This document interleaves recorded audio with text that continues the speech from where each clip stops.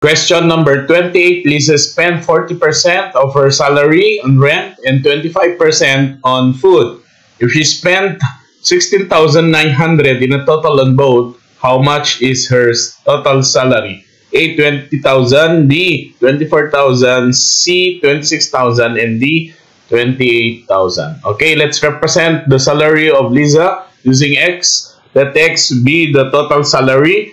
As you observe, we are going to convert this 40% and 25% into decimal and just put X. Right? So we have 0.40X, then 0.25X, and then we're talking about the total of her salary. So add lang natin to 0.40 plus 0.25, that is equal to 0.65, then put the X, or just simply add 0.40X plus 0.25X, that's 0.65X. Then, of course, we have 0.65 as the total, and the spent, which is 16,900, i-divide lang natin sila.